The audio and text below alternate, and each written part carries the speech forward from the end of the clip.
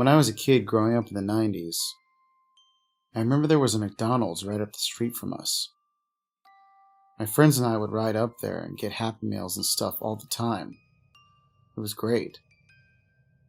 In fact, it really sort of became one of the main things that we did when they would come over to my house. I remember one day we rode our bikes there and, seemingly out of nowhere, there was a Ronald McDonald mascot posted up on the sidewalk, welcoming us in. I was never a huge fan of the character. I always found him to be a little bit creepy. Plus, we were focused on our Happy Meals when we arrived, so we paid the guy very little mind and just went inside. However, over the next few weeks, we saw him there quite a few times. And each and every time we would see him, he would do this weird wave, where all of his fingers would be waving as well. Then one day my mom told me she didn't want us riding up to McDonald's anymore. She didn't really explain why, but she just said that it wasn't safe for us. But we had really grown to love our little ritual. So when she said that, I remember throwing a huge tantrum and getting sent to my room. My friend then was sent home. After being in my room for about an hour, my dad got home, and I heard him talking to my mom.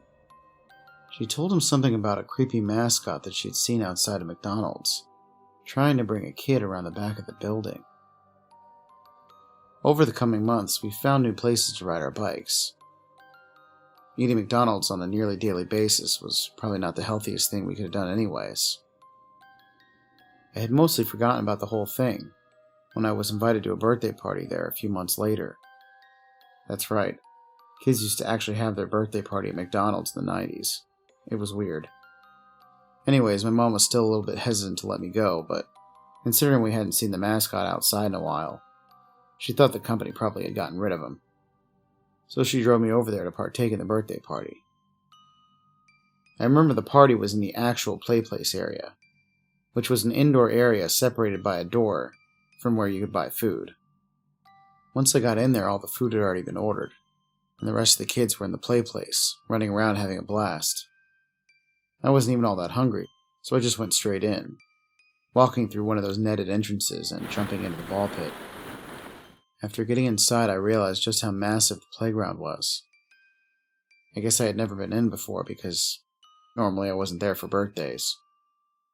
I remember I saw a girl I knew jumping around in the ball pit too, and I asked her where everybody else was. She told me that they were playing hide-and-go-seek and to go up in the tunnels to see if I could join them. So I climbed up one of the tubes and found myself in the labyrinth of plastic tunnels. I eventually found my friend Grayson, who told me to hurry up and go hide because he was about to start counting. That was my cue to go all out. I loved hide-and-go-seek, and I was one of the best when it came to not getting found. At the very top of the play place, I had seen this little darkened spherical room. It was pretty hard to get to, but eventually I climbed all the way up and found my way in. I don't think any of the other kids even tried to go up on the third floor of the playground like that, so I felt like I was definitely going to be safe. The other good thing about the little room was there were only two entrances, one ahead of me and one that led to a large stairway area that would take a while to climb up, and I would see anyone trying to do that. It also had one of those little portholes that I could look out and see what was happening on the ground out in front of the play place. I sat up there for a long time. It's actually funny when you think about how hide-and-go-seek was just basically a game of sitting for really long periods of time, so it's mostly pretty boring if you're good at it.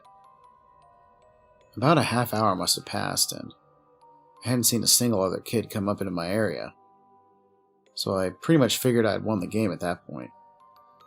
No one seemed like they were going to find me.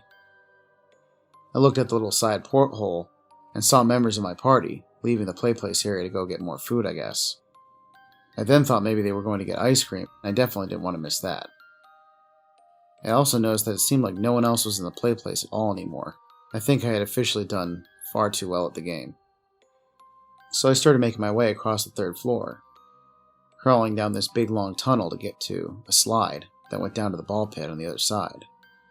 That was when I heard something rustling down in the ball pit. I didn't think much of it and continued heading towards the slide.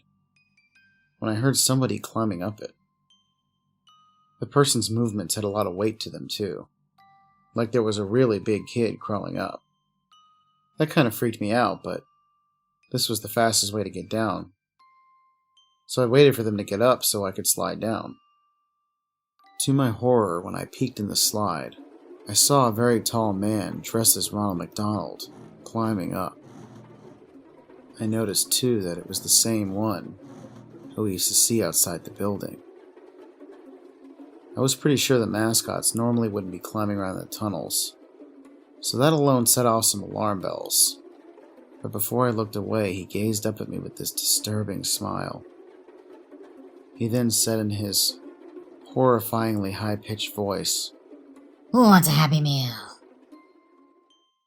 I turned and started crawling as fast as I could in the other direction, as I heard his hands and feet pounding after me. Eventually I got all the way back to my little secret spot on the 3rd floor, and basically started tumbling down that stair area to the levels below. I eventually got all the way down and tore out of one of those netted entrances. Without even looking back at all, I ran out the door connected to where you order the food, and found the birthday party group waiting in line.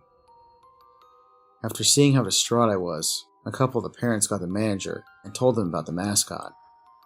However, what they said as a response was one of the most terrifying things I've ever heard.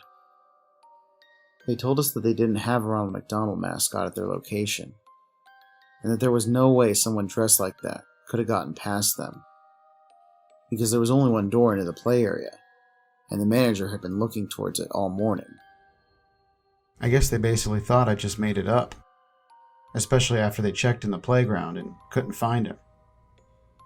Over the years, I've come to realize the only way the guy could have been in there with us is if he had been hiding there all along, maybe from the night before, just beneath the balls in the ball pit, waiting for his opportunity to strike. Something about that still makes me cringe to this day. I'm not sure if they ever found the guy, considering I don't think they even believed me enough to look very well. However, one thing is for sure, that was the last time I ever went into a McDonald's playground. Hey, it's Mr. Freaky. I hope you enjoyed that scary story. Do you have any creepy mascot stories like that one? Leave them in the comments and let's discuss. Also, please like this video as well as subscribe to my channel. And if you enjoy my content, you can support me on Patreon. Links are in the description below. Have a horrific evening, everyone. And remember to stay spooky, my friends.